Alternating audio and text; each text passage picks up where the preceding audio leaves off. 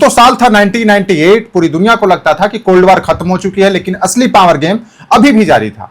दुनिया के बड़े देश अपने मिलिट्री स्ट्रेंथ, टेक्नोलॉजी और इंटेलिजेंस नेटवर्क के दम पर बाकी देशों को उसके पास ऐसे एडवांस्ड स्पाई सैटेलाइट्स थे जो हजारों किलोमीटर ऊपर अंतरिक्ष से धरती पर देखने वाली छोटी से छोटी गतिविधि को देख सकते थे। सीआईए और पेंटागन को पूरा विश्वास था कि भारत का हर कदम उनकी नजरों में है। लेकिन उसी समय राजस्थान के तपते हुए थार रेगिस्तान में कुछ ऐसा हो रहा था जिसकी भनक दुनिया की सबसे शक्तिशाली इंटेलिजेंस एजेंसी को भी नहीं लगी थी। रेगिस्तान के बीचों बीच कुछ लोग दिन में गायब रहते थे और रात के अंधेरे में काम करते थे। बाहर से देखने पर वे साधारण सैनिक लगते थे, लेकिन असलियत कुछ और थी। उनमें भारत के सबसे बड़े न्यूक्लियर साइंटिस्ट मौजूद थे। उनके कंधों पर सिर्फ एक प्रोजेक्ट नहीं बल्कि पूरे देश का भविष्य टिका हुआ था। और इस मिशन का नेतृत्व कर रहे थे एक ऐसे व्यक्ति जिन्हें पूरा देश मिसाइल मैन के नाम से जानने लगा, डॉक्टर एपीजे अब्दुल कलाम। लेकिन कहानी की शुरुआत 1998 से नहीं होती। इस कहानी की जड़ें कई दशक पीछे जाती है। जब भारत 1947 में आजाद हुआ तब दुनिया दो बड़े पावर ब्लॉक्स में बढ़ चुकी थी। एक तरफ अमेरिका और दूसरी तरफ सोवियत संघ। दोनों देशों के बीच न्यूक्लियर आर्म्स रेस शुरू हो चुकी थी। भारत के महान वैज्ञानिक डॉक्टर होमी जहांगीर भाभा ने बहुत पहले समझ लिया था कि अगर भारत को भविष्य में अपनी सुरक्षा और सम्मान बनाए रखना है तो उसे न्यूक्लियर टेक्नोलॉजी में आत्मनिर्भर बनना होगा। फिर आया 1962। भारत और चीन के बीच युद्ध हुआ। उस समय युद्ध ने भारत को एक कठोर सच्चाई दिखाई कि केवल आदर्शवाद से देश की सुरक्षा नहीं होती। इसके बाद 1964 में चीन ने अपना पहला न्यूक्लियर टेस्ट कर दिया। अब स्थिति और गंभीर हो गई थी। भारत के सामने एक न्यूक्लियर आर्म चाइना खड़ा था। देश के रणनीतिकारों और वैज्ञानिकों को समझ आ गया था कि अगर भारत को सुरक्षित रहना है तो उसे भी अपनी न्यूक्लियर कैपेबिलिटी विकसित करनी होगी। इसी सोच के साथ बरसों तक रिसर्च चलती रही। फिर आया 1974।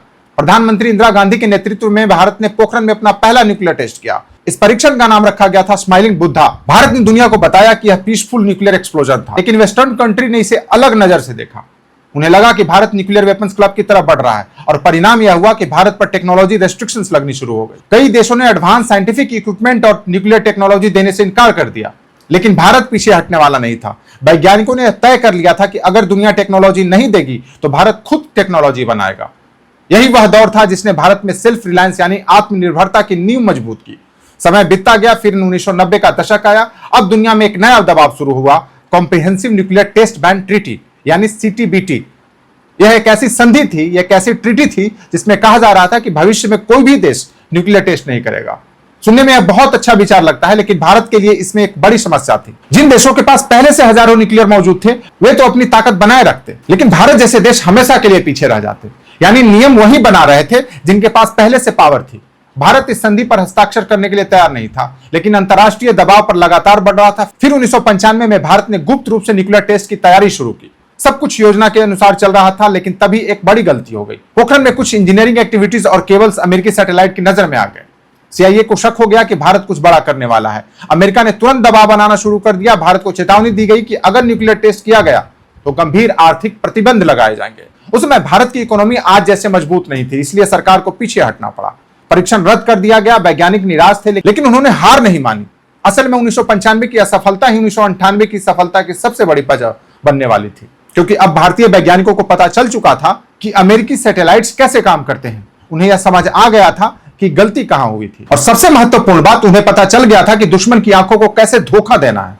इसी बीच मार्च 1998 में भारत में नई सरकार बनी। प्रधानमंत्री बने अटल बिहारी वाजपेयी। वाजपेयी जी इस मुद्दे पर बिल्कुल स्पष्ट थे। भारत को हमेशा के लिए स्ट्रेटेजिक अनसर्टेनिटी में नहीं रहना चाहिए। अगर देश को एक मजबूत न्यूक्लियर पावर बनना है तो फैसला अब लेना होगा। शपथ लेने के कुछ दिनों बाद ही उन्होंने देश के सबसे महत्वपूर्ण वैज्ञानिकों को बुलाया। कमरे में मौजूद थे डॉक्टर एपीजे अब्दुल कलाम और डॉक्टर चिदम्बरम। मीटिंग बहुत छोटी थी, लेकिन उसके परिणाम इतिहास बदलने वाले थे। वाजपेयी जी ने सिर्फ एक सवाल पूछा, टेस्ट करने के लिए कितना समय चाहिए?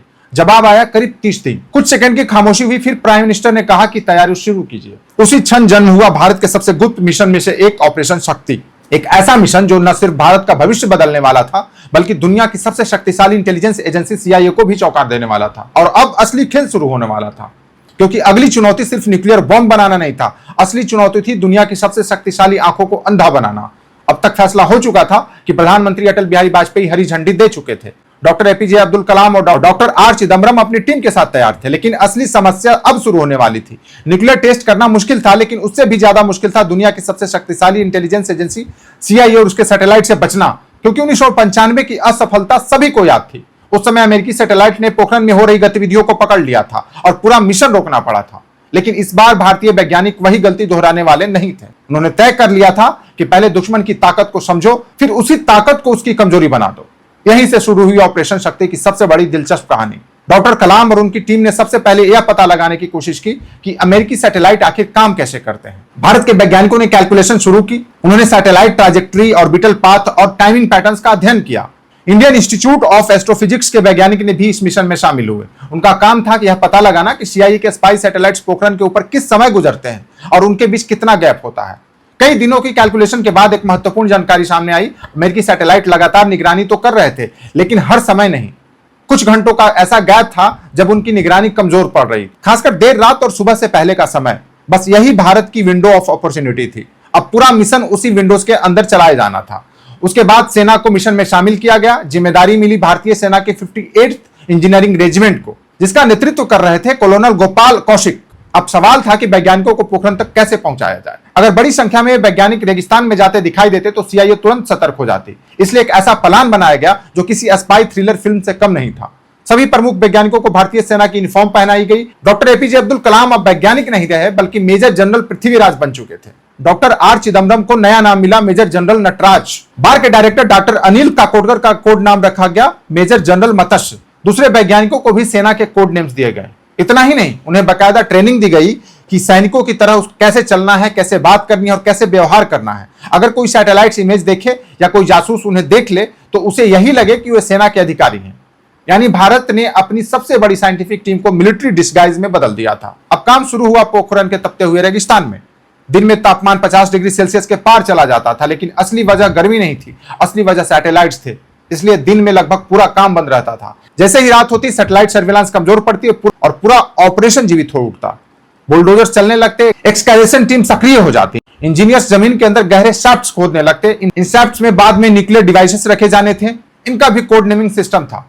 किसी शाफ्ट का नाम व्हाइट हाउस रखा गया, किसी का नाम ताजमहल और एक शाफ्ट का नाम कुंभकर्ण रखा गया। कुंभकर्ण का नाम इसलिए पड़ा क्योंकि वहां पानी निकल आया था। उसे सुखाने में काफी समय लग रहा था, मानो वह सो रहा हो। हर रात सैकड़ों टन रेत निकाली जाती, लेकिन असली कमाल सुबह होने से पहले होता था, क्योंकि सैटेलाइट वापस आने वाले होते थे। अब सैनिकों को पूरी रात के काम के सारे निशान मिटाने होते थे। जो रेत निकाली जाती थी उसे प्राकृतिक सैंड ड्यून्स जैसा आकार देकर फैला दिया जाता था, ताकि ऊपर से देखने पर सब कुछ प्राकृतिक लगे, नेचुरल लगे। बुलडोजर्स और व्हीकल्स के ट्रैक्स मिटा दिए जाते थे। कई जवान अपने पीछे कांटेदार झाड़ियां बांधकर रेत पर चलते थे, ताकि पैरों और वाहनों के निशान मिट जाए। सुबह जब अमेरिकी सैटेलाइट तस्वीरें लेता तो उसे सिर्फ शांत रेगिस्तान दिखाई देता। उसे बिल्कुल अंदाजा नहीं होता कि उसी रेत के नीचे भारत का सबसे बड़ा न्यूक्लियर मिशन चल रहा है। लेकिन 1995 की सबसे बड़ी गलती अभी भी वैज्ञानिकों के दिमाग में थी। उस समय केबल्स और वायरिंग सैटेलाइट इमेज में दिखाई दे गई थी।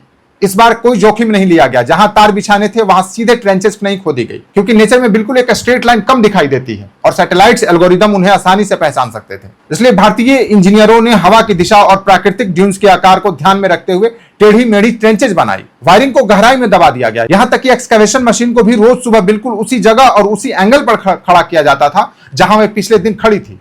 अगर कोई बुलडोजर कल उत्तर दिशा की ओर मुंह करके खड़ा था तो अगले दिन भी उसे उसी एंगल पर खड़ा किया जाता था, ताकि सैटेलाइट्स को लगे कि मशीन महीनों से वहीं खड़ी है और उसका कोई उपयोग नहीं हो रहा है। धीरे धीरे पूरा टेस्ट साइट तैयार हो गया। अब सबसे सेंसिटिव पार्ट शुरू होना था, न्यूक्लियर डिवाइसेस को मुंबई के बार्क से राजस्थान लाना। यह मिशन इतना गोपनीय था कि इसकी जानकारी बहुत सीमित लोगों को थी। प्लूटोनियम और यूरेनियम कोर्स को साधारण लकड़ी के बक्सों और एप्पल क्रेट्स में पैक किया गया। ना कोई भारी सिक्योरिटी कन्वॉय, ना कोई विशेष पहचान, ना कोई सायरन, सब कुछ बिल्कुल साधारण तरीके से। पहले उन्हें संता क्रूज एयरपोर्ट पहुंचाया गया, फिर इंडियन एयरफोर्स के AN-32 ट्रांसपोर्ट एयरक्राफ्ट से रात के अंधेरे में जैसलमेर लाया गया। वहां से सेना के सामान्य ट्रक्स में उन्हें पोखरण पहुंचाया गया। अगर रास्ते में किसी ने उन ट्रक्स को देखा भी होगा तो शायद उसे लगा होगा कि सेना का कोई साधारण सामान ले जाया जा रहा है। यही डिसेप्शन ऑपरेशन की असली सफलता थी। सीआईए अपनी सैटेलाइट्स के साथ आसमान में देख रही थी, लेकिन भारत ने कहानी जमीन पर लिखी थी। और जब तक दुनिया समझ पाती कि क्या हो रहा है, तब तक ऑपरेशन शक्ति अपने सबसे निर्णायक चरण में प्रवेश कर चुका था। अब न्यूक्लियर डिवाइसेस शाफ्ट्स में स्थापित किए जा चुके थे, कनेक्शंस पूरे हो चुके थे, कंट्रोल रूम तैयार था और पूरी टीम उस पल का इंतजार कर रही थी जो भारत के इतिहास को हमेशा के लिए बदलने वाला था। लेकिन ठीक अंतिम क्षण में प्रकृति ने ऐसी चुनौती खड़ी कर दी जिसने पूरे मिशन को फिर से खतरे में डाल दिया। और अगले ही कुछ घंटों में डॉक्टर कलाम, डॉक्टर काकोडकर और पूरी टीम को अपने जीवन का सबसे तनावपूर्ण फैसला लेना था। अब तक सब कुछ लगभग तैयार हो चुका था। सालों की रिसर्च, महीनों की प्लानिंग और हफ्तों की सीक्रेट ऑपरेशंस के बाद भारत उस मोड़ पर पहुंच चुका था जहां से वापस लौटना लगभग असंभव था। पोखरण के रेगिस्तान के नीचे न्यूक्लियर डिवाइसेस स्थापित किए जा चुके थे, कंट्रोल रूम तैयार था, सभी टेक्निकल कनेक्शंस कई बार चेक किए जा चुके थे। दिल्ली में प्राइम मिनिस्टर लगातार अपडेट ले रहे थे। अब पोखरण में doctor APJ Abdul Kalam, doctor Chidambaram और डॉक्टर अनिल काकोडकर, उनकी पूरी टीम उस ऐतिहासिक पल का इंतजार कर रही थी। लेकिन इतिहास के सबसे बड़े मिशन अक्सर अंतिम क्षणों में सबसे कठिन परीक्षा लेते हैं। 10 मई 1998 की रात बीत चुकी थी, 11 मई की सुबह आ चुकी थी। यही वह दिन था जब भारत दुनिया को बताने वाला था कि अब वह सिर्फ एक उभरती हुई शक्ति नहीं, बल्कि एक घोषित न्यूक्लियर पावर बनने जा रहा है। कंट्रोल रूम में सब कुछ तैयार था, बस एक कमांड और एक बटन प्रेस की दूरी बची थी। लेकिन तभी एक ऐसी समस्या सामने आई जिसकी किसी ने उम्मीद नहीं की थी। हवा की दिशा बदल गई। पहली नजर में एक छोटी सी बात लग सकती है, लेकिन न्यूक्लियर टेस्ट जैसे ऑपरेशन में हवा की दिशा बेहद महत्वपूर्ण होती है। वैज्ञानिकों को पूरा विश्वास था कि अंडरग्राउंड शाफ्ट्स को इतनी मजबूती से सील किया गया है कि रेडिएशन बाहर नहीं निकलेगा। फिर भी साइंस में जीरो रिस्क जैसी कोई चीज नहीं होती। अगर किसी कारण थोड़ी सी भी रेडियोएक्टिव गैस बाहर निकलती और हवा उसे पास के खेतोलाई गांव की तरफ ले जाती, तो वहां रहने वाले लोगों की जान खतरे में पड़ सकती थी। यही वह पल था जब भारतीय वैज्ञानिकों ने दिखाया कि उनके लिए मिशन से पहले देश के नागरिकों को सुरक्षा आती है। टेस्ट को रोक दिया गया, काउंटडाउन रोक दिया गया, पूरी टीम इंतजार करने लगी। दिल्ली में चिंता बढ़ने लगी, हर गुजरता मिनट खतरा बढ़ रहा था, क्योंकि अमेरिकी सैटेलाइट्स किसी भी समय वापस सर्विलांस मोड में आ सकते थे। अगर उन्होंने अंतिम समय में कोई असामान्य गतिविधि पकड़ ली तो वर्षों की मेहनत बर्बाद हो सकती थी। लेकिन डॉक्टर कलाम और उनकी टीम ने कोई जल्दीबाजी नहीं दिखाई। घंटों तक मौसम की मॉनिटरिंग चलती रही। कंट्रोल रूम में सन्नाटा पसरा हुआ था, हर नजर वेदर डेटा पर टिकी हुई थी। दोपहर होने लगी, रेगिस्तान की गर्मी अपने चरम पर पहुंच गई, लेकिन किसी को गर्मी की परवाह नहीं थी। सभी सिर्फ हवा की दिशा बदलने का इंतजार कर रहे थे। फिर दोपहर लगभग 3 बजे अचानक मौसम ने करवट ली। हवा की दिशा बदलने लगी। अब वह गांव की ओर नहीं बल्कि विपरीत दिशा में बह रही थी। यही वह संकेत था जिसका सभी इंतजार कर रहे थे। डॉक्टर कलाम ने तुरंत दिल्ली से संपर्क किया, संदेश भेजा गया, wind is clear, we are ready. कुछ क्षण बाद प्रधानमंत्री कार्यालय से जवाब आया, गो अहेड। बस इतिहास लिखे जाने की अनुमति मिल चुकी थी। समय तय हुआ, दोपहर 3:45।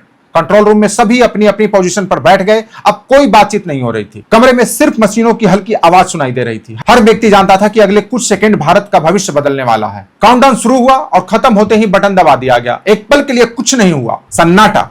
ऐसा लगा जैसे समय रुक गया हो। फिर अचानक पूरी धरती कांप उठी। रेगिस्तान के नीचे छिपी हुई ऊर्जा एक साथ मुक्त हुई। जमीन जोर से हिली, कंट्रोल रूम की दीवारें थरथराने लगी। ऐसा महसूस हुआ जैसे किसी विशाल भूकंप ने पूरे क्षेत्र को झकझोर दिया हो।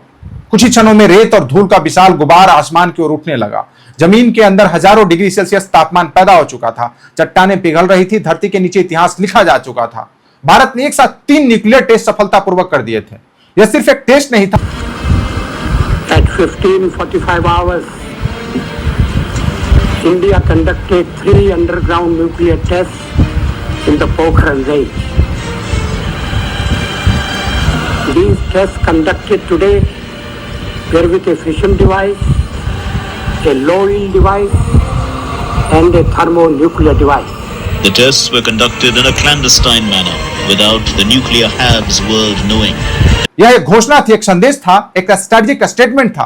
भारत अब आधिकारिक रूप से न्यूक्लियर वेपन्स कैपेबिलिटी रखने वाले देशों की सूची में शामिल हो चुका था। जैसे ही कंफर्मेशन मिला, कंट्रोल रूम का माहौल बदल गया। जो चेहरे कुछ मिनट पहले तनाव से भरे हुए थे, अब खुशी और गर्व से चमक रहे थे। वैज्ञानिक एक दूसरे के गले लगाने लगे। सालों की मेहनत सफल हो चुकी थी। फिर दिल्ली संदेश भेजा गया, बुद्धा हैज स्माइल्ड अगेन। कुछ देर बाद प्रधानमंत्री अटल बिहारी वाजपेयी मीडिया के सामने आए। पत्रकारों को अभी तक अंदाजा भी नहीं था कि क्या होने वाला है। जिन्होंने पोखरण में जो कुछ हुआ उसे सफलता। फिर वाजपेयी ने वह ऐतिहासिक घोषणा की जिसने पूरी दुनिया को हिला दिया। उन्होंने कहा कि भारत ने पोखरण में सफल न्यूक्लियर टेस्ट किए हैं और भारत अब एक न्यूक्लियर वेपन स्टेट है। यह बयान छोटा था, लेकिन उसका प्रभाव विस्फोट से भी बड़ा था। हजारों किलोमीटर दूर वाशिंगटन डीसी में रात थी। अमेरिकी राष्ट्रपति बिल क्लिंटन को जगाया गया। उन्हें बताया गया कि भारत ने न्यूक्लियर टेस्ट हासिल कर लिया है। CIA स्तब्ध थी। पेंटागन हैरान था। दुनिया की सबसे शक्तिशाली इंटेलिजेंस एजेंसी समझ नहीं पा रही थी कि आखिर यह हुआ कैसे। अरबों डॉलर के स्पाई सैटेलाइट्स, हजारों एनालिस्ट, दुनिया का सबसे बड़ा इंटेलिजेंस नेटवर्क, फिर भी उन्हें कुछ पता नहीं चला। अमेरिकी मीडिया ने इसे दशक की सबसे बड़ी इंटेलिजेंस फेल्यूर कहा। CIA के लिए यह एक ऐसा झटका था जिसे वर्षों तक याद रखा गया। लेकिन कहानी यहीं खत्म नहीं हुई। 2 दिन बाद 13 मई 1998 को भारत ने 2 और न्यूक्लियर टेस्ट किए। अब कुल 5 परीक्षण हो चुके थे। ऑपरेशन शक्ति पूरी तरह सफल हो चुका था। इसके बाद अंतरराष्ट्रीय प्रतिक्रिया शुरू हुई। अमेरिका, जापान और कई यूरोपीय देशों ने भारत पर आर्थिक प्रतिबंध लगा दिए। विदेशी निवेश प्रभावित हुआ। इंटरनेशनल लोन्स पर दबाव बढ़ा। दुनिया के कई विशेषज्ञ भविष्यवाणी करने लगे कि भारत की अर्थव्यवस्था गंभीर संकट में फंस जाएगी। लेकिन हुआ उल्टा। भारत झुका नहीं, देश ने इन प्रतिबंधों का सामना किया, एनआरआई समुदाय आगे आया, घरेलू उद्योग आगे आए, भारत ने दुनिया को दिखा दिया कि स्ट्रेटेजिक इंडिपेंडेंस की कीमत चुकाने का साहस उसमें है। धीरे धीरे दुनिया का रवैया बदलने लगा। जिन देशों ने कभी भारत पर दबाव डाला था, वही देश भारत के साथ न्यूक्लियर एग्रीमेंट करने लगे। आज जब हम पीछे मुड़कर देखते हैं तो ऑपरेशन शक्ति सिर्फ एक न्यूक्लियर टेस्ट नहीं लगता, यह इंटेलिजेंस, साइंस, स्ट्रेटजी और नेशनल विल पावर का एक अद्भुत उदाहरण दिखाई देता है। यह कहानी बताती है कि संसाधन सीमित हो सकते हैं, लेकिन अगर विजन बड़ा हो, लीडरशिप मजबूत हो और लोगों में देश के लिए कुछ कर गुजरने का जज्बा हो, तो दुनिया की सबसे बड़ी ताकतों को भी चौंकाया जा सकता है। 50 डिग्री की तपती रेत में काम करने वाले उन सैनिकों की मेहनत, रातों को जागकर कैलकुलेशंस करने वाले वैज्ञानिकों की बुद्धिमत्ता और देश के भविष्य के लिए लिया गया वह साहसी निर्णय, इन्हीं सब ने मिलकर भारत के स्ट्रेटेजिक हिस्ट्री का सबसे महत्वपूर्ण अध्याय लिखा। और शायद यही ऑपरेशन शक्ति की सबसे बड़ी विरासत है कि कभी कभी इतिहास युद्ध जीतकर नहीं लिखा जाता, कभी कभी इतिहास दुश्मन को यह बताकर लिखा जाता है कि अब तुम्हारी धमकियों से डरने वाला भारत नहीं रहा।